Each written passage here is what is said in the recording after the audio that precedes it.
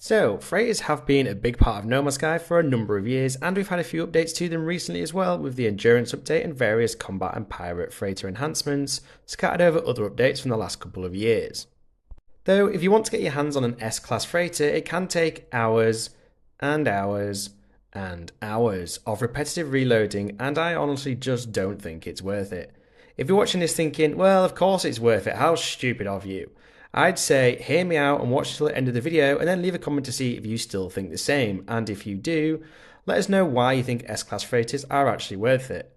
So with that said, let me tell you why I personally don't think they're worth the effort to find them.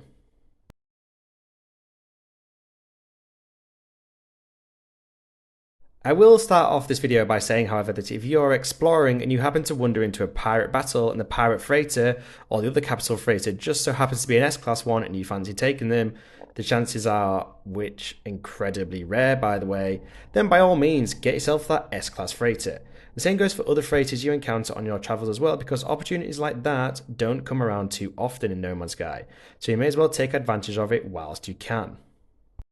It is also worth noting that unlike some other items in No Man's Sky, freighters cannot be upgraded to S-Class, whereas you can upgrade other things like Multi-Tool or Starship to S-Class, so they're good examples. It's costly in terms of nanites, but at least you can be guaranteed to get an S-Class of any version of them.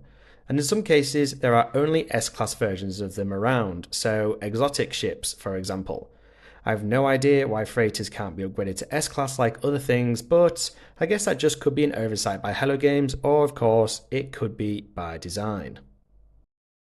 Me personally, even though I have spent time in the past hunting for S-Class freighters, and I've even done a guide on YouTube showing you how to do it, I still don't think it's worth the effort. But if you're not sure how you can get an S-Class freighter, basically what you have to do is, if you want a pirate freighter, Venator freighter, or a dreadnought freighter, create yourself a restore point, save point on a space station just before you warp into a neighbouring system where you're going to encounter that freighter battle. What you want to do there is board either the pirate freighter or the civilian freighter instantly, get out of your ship and use your scanner to check its class. If it's not an S-Class, reload that restore point and try again. And the same method goes for system freighters, just fly out the space station, wait for them to spawn in, board them and then check their class. If it's not an S-Class, reload and try again. Now, there is absolutely no telling how many reloads you have to do until a S-Class freighter is spawned. I've seen people on Reddit mention it's taken them hours or even days until an S-Class one spawns. Now, do you really want to waste that much time just so all you can say is, I've got an S-Class freighter? For me personally, the answer is no. So for me, even though I've found S-Class freighters in the past, I've actually only ever owned A-Class ones, or a C-Class one because that was when I was a noob. Anyway, I've previously had an A-Class Venator capital freighter, and now I've just got myself a brand spanking new A-Class pirate dreadnought, which I have yet to upgrade because I've been too busy playing the Orbsul updates, but I shall be doing that shortly. But again, I have absolutely no desire to spend the time and quite frankly monotonous effort it takes to get an S-Class pirate dreadnought. I'm happy with the A-Class one. And a lot of the reason for that is an S-Class freighter isn't that much better statistically than an A-Class one. And if you're curious what the actual difference between an A-Class and S-Class one is, let me tell you. First off, an S-Class freighter will get you a few extra cargo slots in comparison to an A-Class one.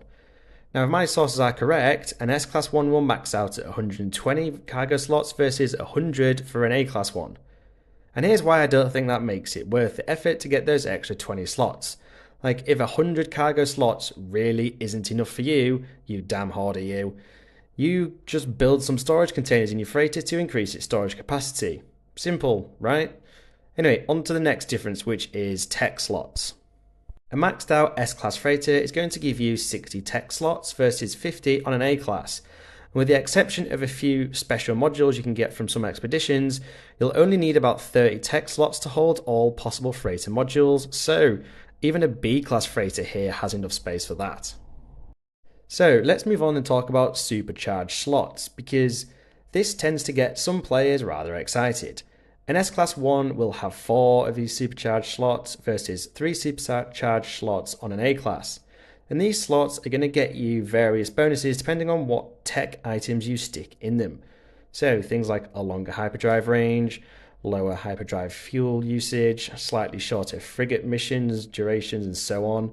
But the difference between an A-class and S-class here just really isn't that much, and it certainly isn't actually that valuable. And speaking of hyperdrive range, sure, an S-class freighter will get you a couple hundred light years longer than an A-class, but answer me this. How often are you warping in your freighter versus warping in your starship? I bet you warp far more often in your starship, and not to mention an S-Class Explorer with a fully upgraded hyperdrive would probably max out at what, I don't know, 3,000, 3,500 light years, something along those lines. That's certainly enough for almost any activity in No Man's Sky. Hell, even other types of starships can warp well over 1,000 light years in a single jump if you upgrade them. And if you want to reach the centre of the galaxy quickly, just use portal coordinates, guys, because it's so damn quick, it's not really worth even considering warping your way there in anything else. Never have I needed to warp more than 1,000 or 2,000 light years at any given time, so why should a freighter that does more be worth much to me? An upgraded A-Class one would get you further than any ship anyway.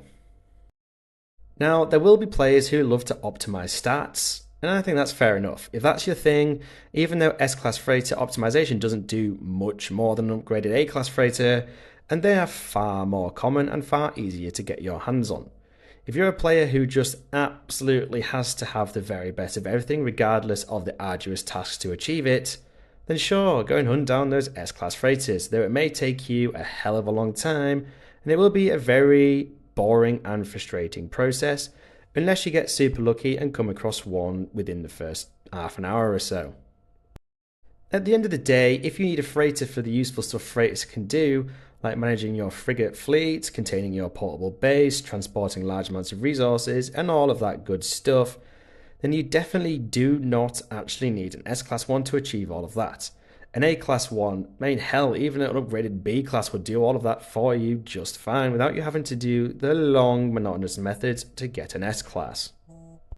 Now, this could obviously be a controversial topic to some players because there are God knows how many YouTube videos out there claiming they know where the best S-Class freighters are and the fastest way to get them, but spoiler alert, there is absolutely no telling how many reloads it's going to take you to get that S-Class freighter. It's just a matter of rinse and repeat until it happens to spawn. Could take you 10 minutes, could take you 10 days. It's a total gamble. So I'm here to tell you there's far more common A-Class freighters will do everything you want it to do just fine.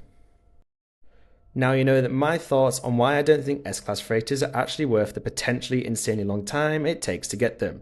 I'd like to know your thoughts. Do you agree with me? Do you still think it's worth the time and effort to find them? And if you do think so, why? I'd love to know what you guys think, so leave a comment. And that's all for today, folks. I hope you enjoyed this video, and I hope it gave you a bit of a different perspective on freighters in No Man's Sky. If you're still here, it would be totally awesome if you could support my channel by hitting those like and subscribe buttons. You can now become a channel member as well, and as always, thank you for watching this video, and I shall catch you in the next one.